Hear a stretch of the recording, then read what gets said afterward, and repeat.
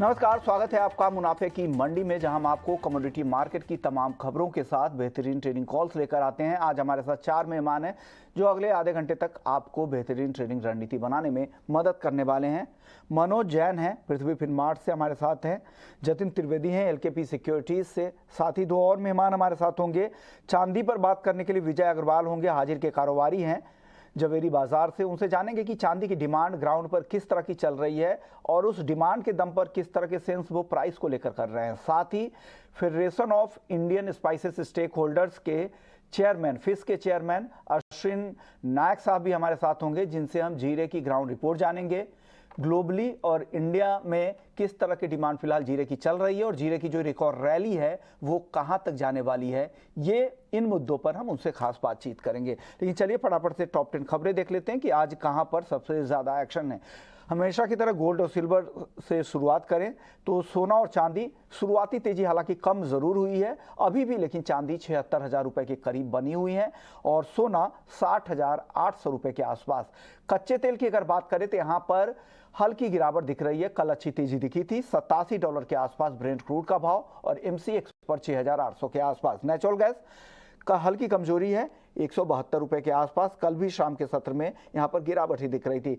Base metals की बात करें तो मिला जुला और दायरे में कारोबार हो रहे, सीमित दायरे में। कॉपर हल्की नरमी के साथ 780 रुपए के आसपास।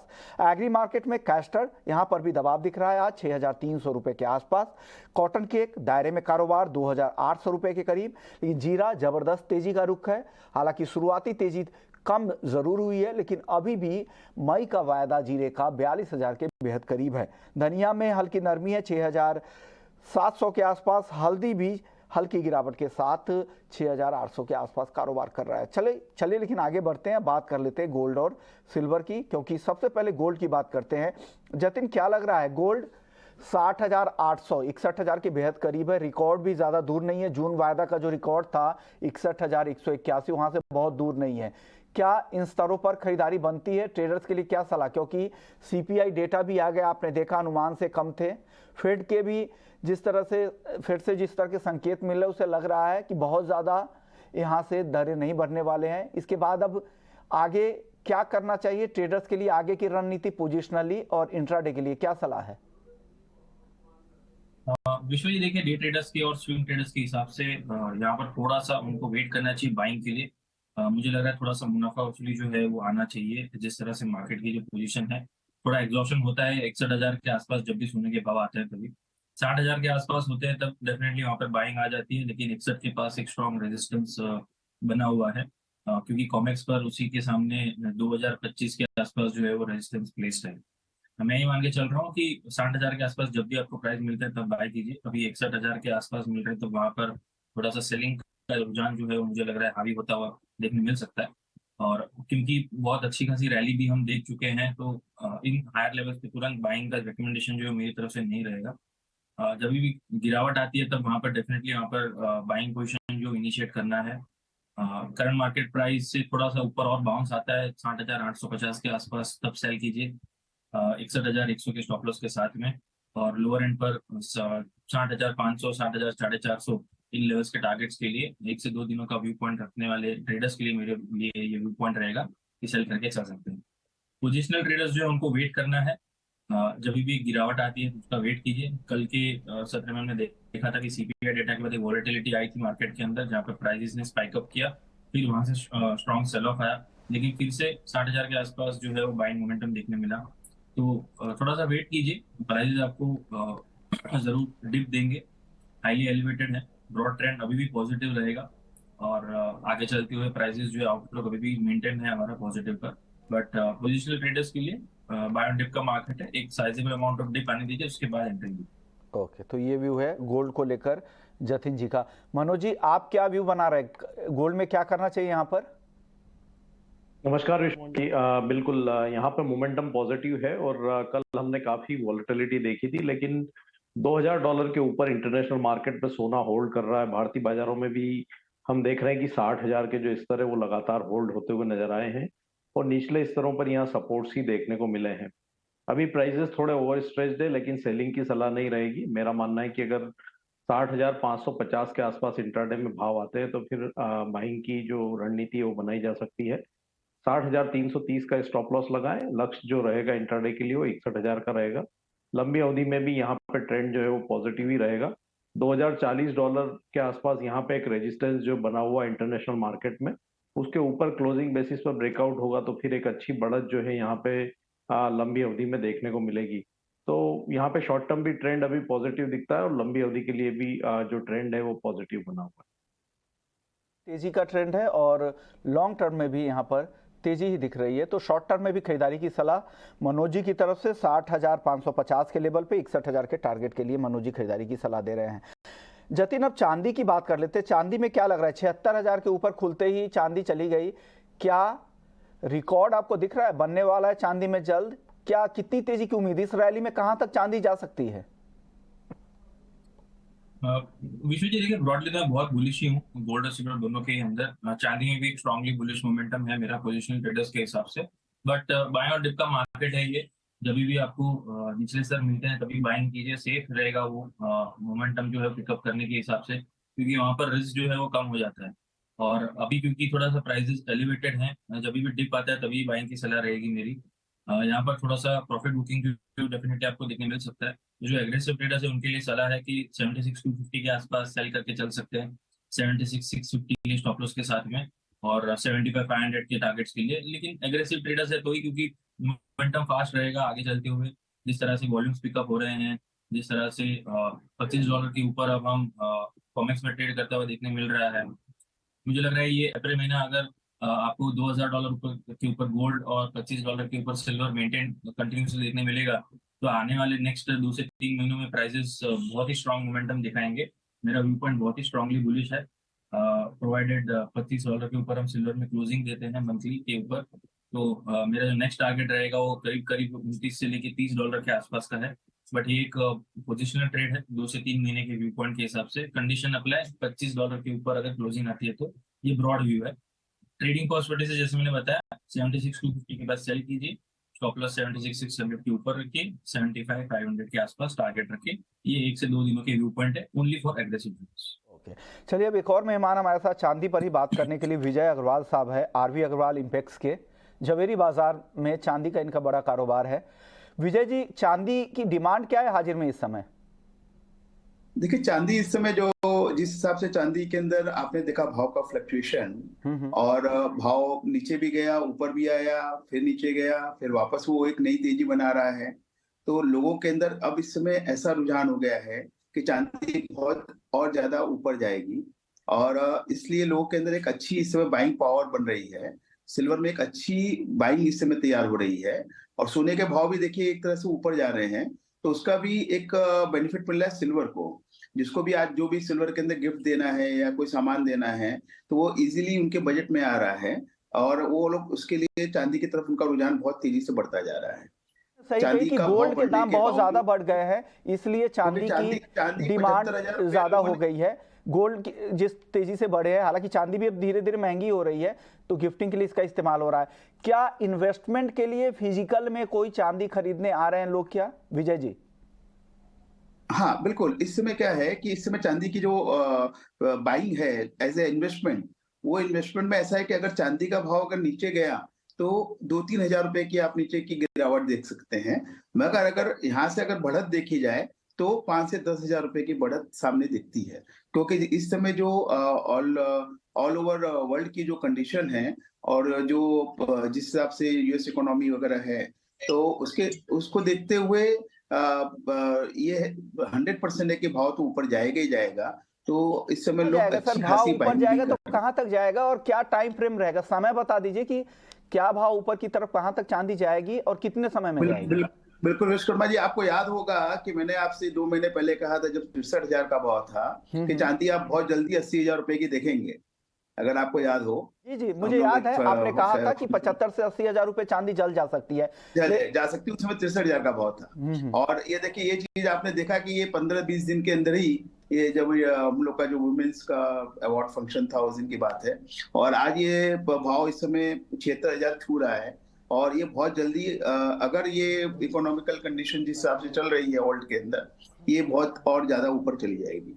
तो इसलिए लोग इन्वेस्टमेंट के लिए भी इस समय ये भाव में भी लेने के लिए तैयार बैठे हैं और अच्छी खासी बाइंग हो रही है। ओके, अच्छी खासी बाइंग हो रही है और यहाँ से तेजी की संभावना विजय जी को लग रहा है। शुक्रिया विजय जी, आपने वक्त निकाला और ग्राउंड की रिपोर्ट बताई कि ग्राउंड में किस तरह की डिमांड है चांदी को लेकर, फिजिकली किस तरह की बाइंग हो रही है। लेकिन मार्केट के लिहाज से क्या लग रहा है मनोज जी, आपको लग रहा है तेजी ये रैली कहां तक एक्सटेंड हो सकती है और क्या सतर्कता बरतने की सलाह है? क्योंकि 14-15% एमसीएक्स पर भी चांदी चल चुकी है, इंटरनेशनल मार्केट में महीने भर में 18% की तेजी आ चुकी है, तो करेक्शन तो बनता है। टेक्निकली भी अगर आप देखें तो एक रिट्रेसमेंट आता है, तो ऐसे में डर तो है, जोखिम है। क्या सलाह है आपको? स्टॉप लॉस भी बता दीजिएगा सर। देखिए विश्वमोहन जी, अभी जो ट्रेंड है वो ओवरऑल पॉजिटिव है। छोटे मोटे करेक्शन आते रहेंगे। एक अच्छी रैली हमने देखी है तो उस लिहाज से करेक्शन आ सकता है, लेकिन अभी ट्रेंड जो है वो पॉजिटिव दिख रहा है। $24.50 काफी समय से रेजिस्टेंस बने हुए थे, उसके ऊपर हमने कीमतों को निकलते हुए देखा और $25 के ऊपर कीमतें सस्टेन हो रही है। तो ट्रेंड यहाँ पे स्ट्रांगली पॉजिटिव बना हुआ है। हाँ, करेक्शंस आ सकते हैं क्योंकि प्राइजेस थोड़े ओवर स्ट्रेच्ड हैं। मेरा मानना है कि 75,000 74,800 फिर एक बार स्ट्रॉन्ग सपोर्ट जोन रहेगा। अगर वो लेवल मिले तो फिर एक बार यहाँ पे लॉन्ग की ही सलाह रहेगी। स्टॉप लॉस अब यहाँ पे जो लॉन्ग टर्म निवेशक है उनके लिए रहेगा 73,500 का, और जो रैली है वो यहाँ 78,500 तक एक्सटेंड होती हुई दिख रही है। इंटरनेशनल मार्केट में भी 26.5 से $27 जो है वो देखने को मिल सकता है। अब ये रैली कंटिन्यू होती हुई दिख रही है, तो थोड़े डिप का वेट करें। निचले स्तरों पर फिर बाइंग की सलाह रहेगी, और जो रैली है वो 78,500 तक यहाँ कंटिन्यू होती हुई नजर आ रही शॉर्ट टर्म। ओके, लंबी अवधि में हमारा मानना है कि 80,000 के ऊपर भी कीमतें निकलती हुई नजर आई। लंबी अवधि में 80 के ऊपर, शॉर्ट टर्म में 78,500 के ऊपर चांदी जा सकती है। ये रैली वहां तक एक्सटेंड हो सकती है। लेकिन चांदी को लेकर मैं काफी दिनों से ये भी देखता हूं कि जब भी चांदी एक तरफा चलती है उसके बाद एक बड़ा करेक्शन भी आता है, फिर करेक्शन के बाद वो कंसोलिडेट करती है, बहुत महीने, कई महीने तक एक रेंज में फिर रहती है, तो लोग ऊपर में फंस भी जाते हैं। इसलिए जो भी आपको स्टॉप लॉस बताए जा रहे हैं उसके हिसाब से ट्रेड करें। काफ़ी एक वॉलेटाइल काउंटर है, चंचल कमोडिटी है, तो ये ध्यान रखिएगा, बिना स्टॉप लॉस के कोई भी ट्रेड ना करें, फंसने का भी डर रहेगा। एक तेजी के बाद फिर बड़ी गिरावट की संभावना भी बनती है। अब छोटे छोटे जवाब आपसे चाहूंगा जतिन, क्योंकि वक्त कम है, जीरे पर भी बात होनी है। कच्चा तेल और नेचुरल गैस दोनों ही काउंटर पर ट्रेडिंग के लिहाज से बता दीजिए क्या करें। ऑप्शन में अगर ट्रेड है तो वो ज्यादा बेहतर है। विश्व जी, कच्चा तेल जो है थोड़ा सा रेंज बाउंड है, लेकिन ट्रेंड जो है वो भी पॉजिटिव बना हुआ है। बाइंग मोमेंटम के साथ में ही ट्रेड की सलाह दूंगा मैं। 6800 के आसपास बाय कीजिए। मार्केट प्राइसिंग बस 10 रुपए नीचे है खाली। 6800 के आसपास बाइंग का मोमेंटम कंटिन्यूड रहेगा मेरे हिसाब से। 6760 के स्टॉप लॉस के साथ में, और 6850 6870 के टारगेट्स के लिए ऑप्शंस के जरिए अगर ट्रेड करना चाहते हैं तो 6800 का कॉल ऑप्शन बाय कीजिए। अगर फ्यूचर्स आपका 6760 के नीचे ट्रेड करना शुरू कर दे तो ऑप्शन से निकल जाना है, या ऊपर में टारगेट आ जाता है तो ऑप्शन में वहां पे भी जो है वो टारगेट के हिसाब से बुकिंग कर लेंगे। नेचुरल गैस के अंदर कोई ट्रेड का रिकमेंडेशन नहीं रहेगा विश्व जी, क्योंकि थोड़ा सा काउंटर वॉलेटाइल है, तो क्रूड के अंदर ट्रेड करना ज्यादा बेनिफिटेड है। साथ एक और मेहमान आ गए हैं, federation of Indian spices stakeholders के चेयरमैन अश्विन नायक साहब है। सर, स्वागत है आपका। सर, आप लोगों जो फिश का जो सेमिनार मुंबई में हुआ था, आप लोगों ने कहा था कि 85 लाख बैग से ज़्यादा इस साल सालाना खपत रहने का अनुमान है, लेकिन सप्लाई तो 65 लाख बैग के आसपास ही दिख रही। तो ऐसे में कैसे होगा और कितनी तेजी लग रही है आपको जीरे में यहाँ से? सर, पिछले 10-15 दिन में काफी तीव्र तेजी आ चुकी है, और डिमांड है वो जो 80 से 85 लाख बैग रहती है वो सही है, लेकिन ऊंचे भाव में शायद उसमें थोड़ा सा फर्क भी आ सकता है।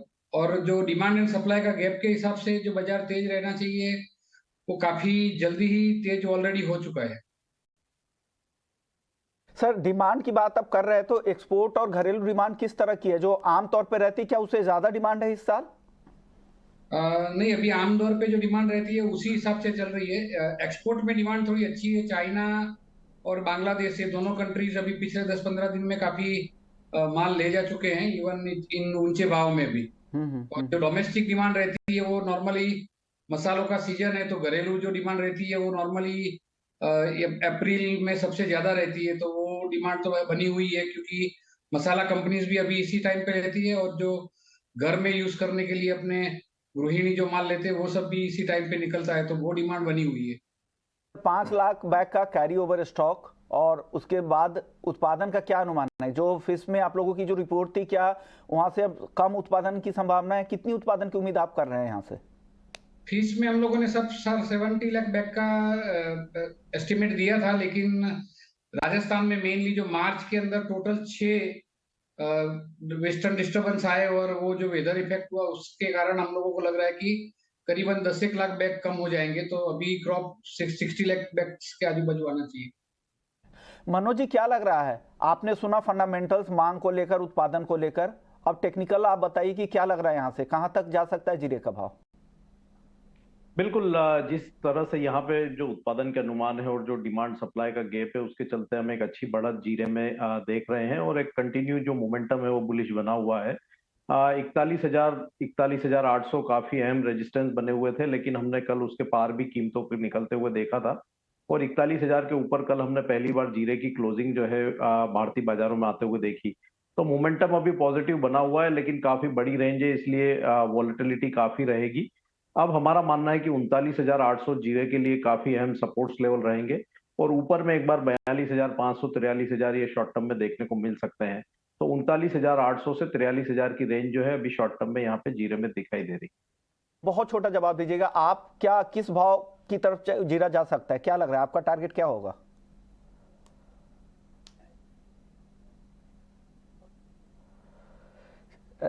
अश्विन जी, आपसे मेरा सवाल था कि फंडामेंटली कहां तक जीरा जाता दिख रहा है ऊपर की तरफ?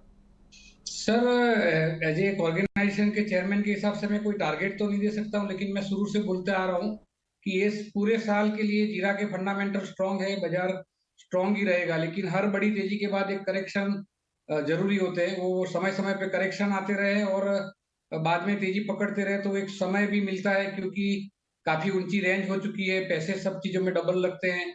तो एक जो पूरा प्रोसेस और साइकिलिंग सिस्टम है वो सेटल होने के लिए भी समय चाहिए।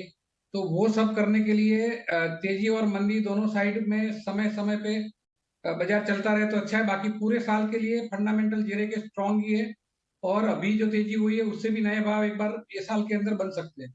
यानी आगे और भी तेजी जारी रह सकती है। फंडामेंटल काफी मजबूत है, लेकिन छोटे मोटे करेक्शन आते रहेंगे। शुक्रिया अश्विन सर आपका, मनोज जी आपका, जतिन आपका, आप लोगों ने वक्त निकाला। मुनाफे की मंडी में